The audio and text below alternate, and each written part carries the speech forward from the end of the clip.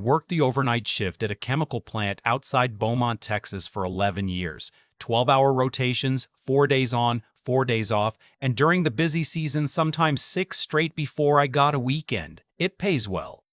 That's what I always told myself. It pays well and we need the money. And Marcus, my son, understands. He was 12 when I started. He's 15 now. I don't know exactly when I stopped noticing how fast he was growing up. I think it happens the way most things happen. Gradually, and then all at once. 1 rotation you're tucking him in, and 3 rotations later he doesn't want to be tucked in anymore. And you tell yourself, that's normal, that's just kids, that's just growing pains. You don't ask yourself whether the distance between you got wider because he grew or because you were never there to grow with him. My wife, Lorraine, handled everything while I was gone. The school pickups, the doctor appointments, the homework arguments, the dinners. She ran that house like a second job, and I was grateful. And I told her I was grateful. And I think on some level, I used my gratitude as a reason not to look too closely at what was happening underneath it. What was happening was that my son had started to disappear. Not physically.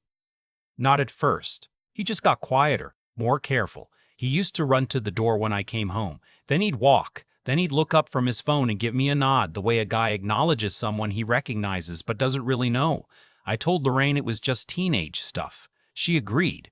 We were both wrong. Last spring, Lorraine signed him up for a program called Summit Ridge Youth Leadership Academy. She found it online. The website was professional. Photos of kids in flannel shirts hiking through pine forests. Testimonials from parents about their sons becoming confident young men. A mission statement about character and resilience, and the kind of leadership that can only be forged in the wilderness. It was in the Ozarks, about 6 hours from Beaumont. The fee was $4,000 for a 10-week session, and we argued about that, and Lorraine won, because she always wins when the argument is about what's best for our son. And I've been on shift for 4 days, and I'm tired, and I don't have the standing to push back. I told myself $4,000 was a lot, but it was worth it if it helped him. I told myself he needed structure. I told myself a summer in the woods with other boys his age would do him good. I shook his hand at the drop-off point, a church parking lot in Joplin where a van was waiting. I shook his hand like he was a business associate. He looked at me for a second like he was going to say something, and then he didn't, and he got in the van. I went back to work. The first few weeks I thought about him sometimes during my shift. Whether he was making friends, whether he was eating enough. I'm not a worrier by nature. Or maybe I'd just gotten good at suppressing it. Lorraine texted me updates that she got from the program's parent portal. Your son is adjusting well. Your son participated in team-building activities this week. Generic. Formatted. The kind of updates a software system generates. I didn't think about that at the time. I should have thought about that at the time. Week 5. The portal stopped updating. Lorraine emailed the contact address and got a reply saying the portal was undergoing maintenance and that all participants were doing well. She called the number on the website and got a voicemail. She left a message. Nobody called back. She didn't tell me any of this while it was happening because she didn't want to worry me during my shift. I didn't find out until later. That's another thing I carry. I was 6 hours into a night rotation when I got a call from a number I didn't recognize. I almost didn't answer. When I did, there was a bad connection, and then a voice, thin, kind of ragged, like someone who hadn't slept in a while, said, "Dad." Just that. Just that. I said, "Marcus? Is that you?" The line crackled. He said, "Yeah." Then nothing for a few seconds. Then, "I don't have long. I'm using somebody's phone. I'm not supposed to have one." I said, "Are you okay? Where are you?" He said, "I'm fine. I just wanted to hear your voice." Another pause. "Are you coming to get me?" I said, "Of course I was coming to get him." He said, "Okay." And then he said something that I've turned over in my mind every day since. "I wasn't sure if you knew where I was." The line went dead. I drove 6 hours in the middle of the night. I didn't tell my supervisor I was leaving. I didn't call Lorraine until I was already on I-44 heading north because I knew if I talked to her first, I'd spend 20 minutes being talked into waiting until morning, and I was not waiting until morning. She was upset. She said I was overreacting. She said Marcus always said dramatic things. She said the program was reputable and we paid $4,000. I said I'd call her when I got there, and I hung up. The address listed on the Summit Ridge website was a P.O. box in Branson. I'd looked up the actual property address from the intake paperwork Lorraine had kept, a place called Ridgeline Road outside a small town called Caulfield. I'd been to that part of Missouri once for a hunting trip years ago. I remembered it was beautiful country, remote, the kind of place where you can do things quietly. I pulled off Ridgeline Road at about 4:45 in the morning. The property was set back from the road, down a gravel lane. I killed my headlights before I turned in. I don't know why I did that. Instinct, maybe. Something felt wrong in a way I couldn't articulate. I parked and walked the last 100 yards on foot. What I saw when I came over the rise stopped me cold. There was a clearing in front of a cluster of outbuildings, a main lodge, a barn, 2 or 3 smaller structures. And in the clearing, in the gray pre-dawn light, there were boys working. 6 or 7 of them, I couldn't be sure. They were splitting logs, hauling wood, stacking it in a covered lean-to at 4:45 in the morning. I stood there for probably 30 seconds before I understood what I was seeing. Then I started walking toward them. One of the boys looked up. He was thin in a way that didn't look like summer camp thin. He had the kind of thinness that happens over weeks, not days. His hands, when I got close enough to see, were wrapped in dirty cloth strips around the palms. I looked at his face. It was my son. He saw me at the same moment I saw him. He didn't move. He didn't run to me. He just stood there holding the maul by its handle and stared at me like he was trying to figure out if I was real. I said his name. He said, "Dad." Just like on the phone, just that word. I crossed the clearing in about 5 seconds, and I put my arms around him, and he was smaller than I remembered, the bones in his shoulders sharper under my hands, and he didn't cry. He just stood there letting me hold him, very still. The way a person goes still when they've been bracing themselves for a long time and they're finally allowed to stop. I said, "I'm taking you home." He said, "Okay." Then he pulled back and looked at me and said very quietly, "There are 2 other boys in the equipment shed. They tried to leave last week and they locked them in." I kept my voice even. I said, "Show me." The shed was padlocked from the outside. Through the gap at the bottom of the door, I could hear breathing. I called out. A voice answered, scared, younger than Marcus. It sounded like maybe 13. Then a second voice. 2 boys locked in a shed in the Missouri Ozarks for trying to leave a $4,000 leadership program. I took out my phone and called 911. While I was on the phone, a man came out of the lodge. He was maybe 55, heavy-set, wearing a fleece vest and boots, and he had the kind of posture that people develop when they've been in charge of things for a long time.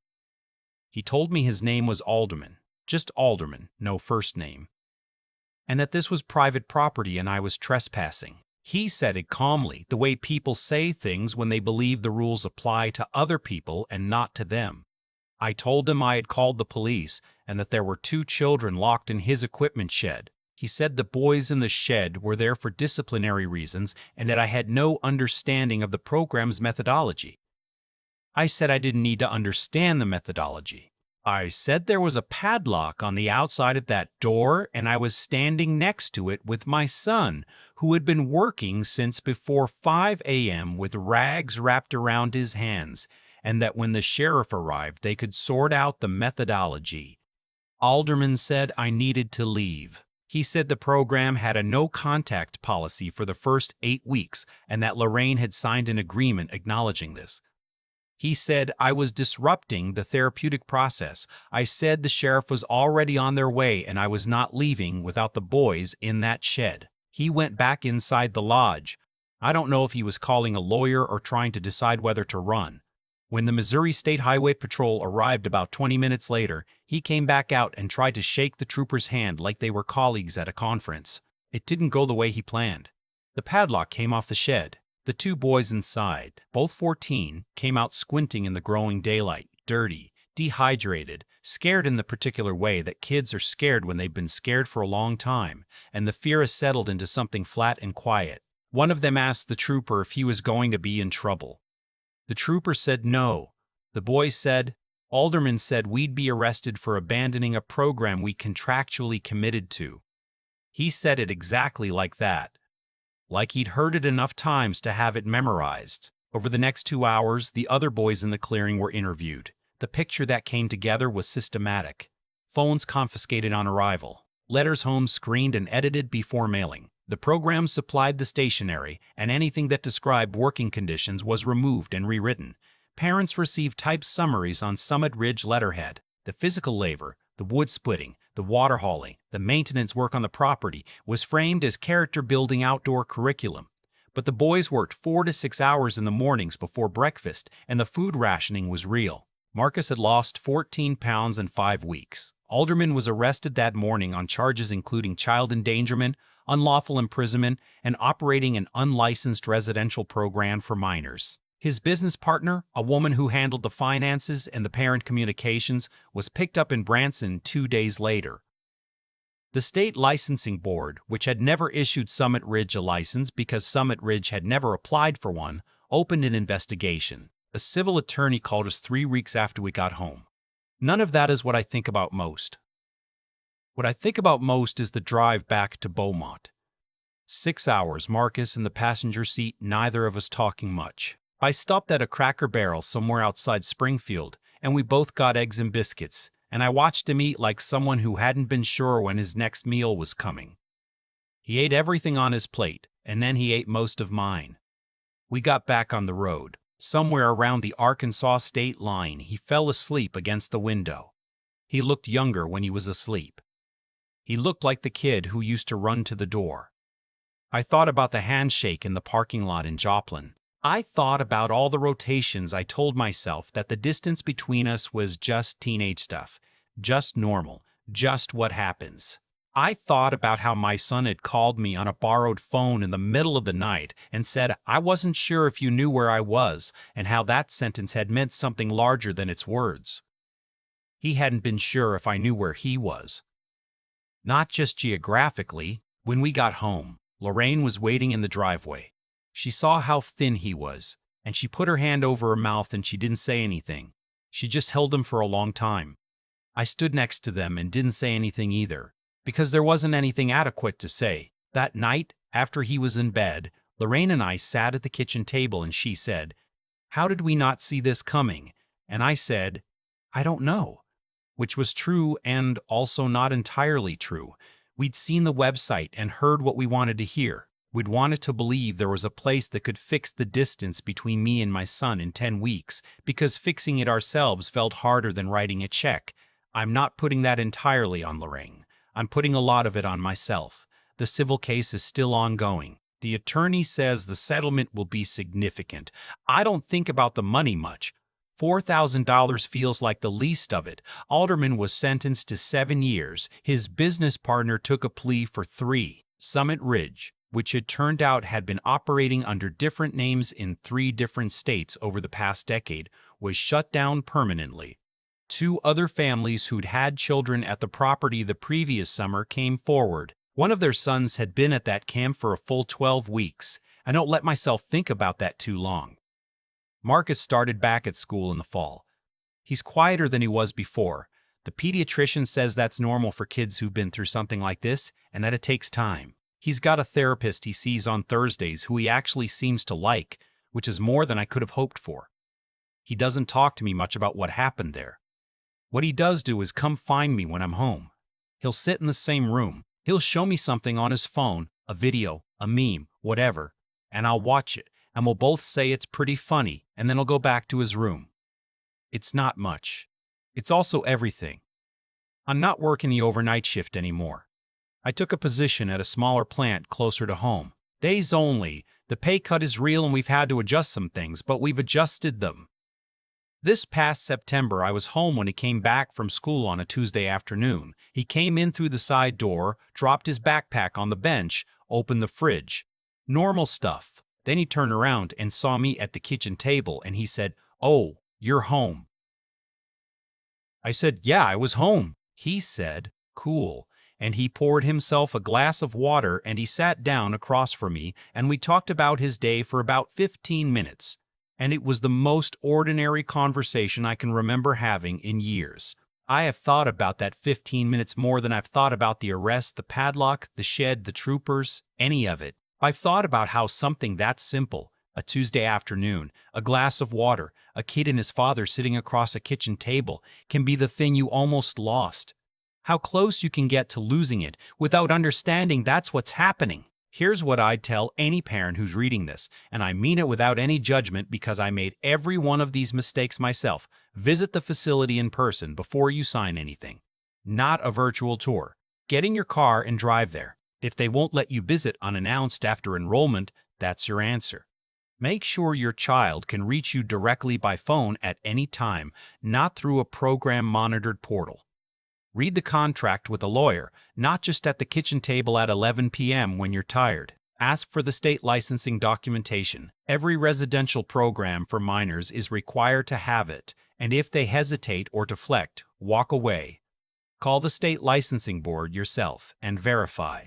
And talk to your kid, not about the brochure, about what they actually want, what they're actually afraid of, what they actually need from you, because sometimes what they need is just for you to be home on a Tuesday. I was lucky. I got a phone call. I got in the car. A lot of parents don't get the phone call. I've spent a lot of time since that morning trying to figure out how we got there. Not just how Alderman got away with running that place for as long as he did, but how I got to a point where my son called me on a borrowed phone in the middle of the night and the first thing he said, before help or something's wrong, was I wasn't sure if you knew where I was. That sentence tells you everything about cause and effect. If you're willing to look at it straight, I had spent years making choices that seemed reasonable in isolation. Take the overnight shift because it pays better. Miss the Tuesday dinners because the rotation doesn't allow it. Tell yourself the distance growing between you and your son is just adolescence, just the natural order of things, nothing to be done. Each choice had logic behind it.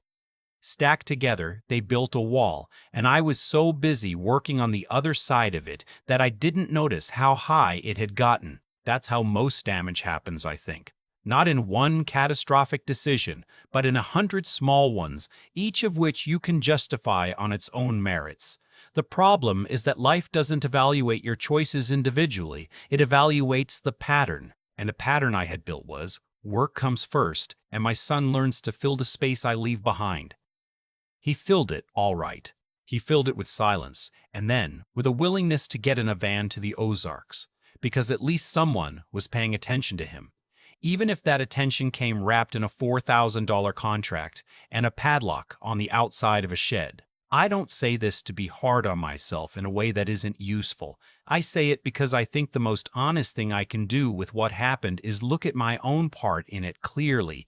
Alderman is in prison. That's where the legal responsibility sits, and it should. But responsibility and causation aren't always the same thing. I caused some of this. The version of events where I caused none of it isn't a version I believe. What I've learned, the thing I keep coming back to, is that intelligence without honesty is just a tool for building better excuses. I knew, on some level, that Marcus and I had drifted.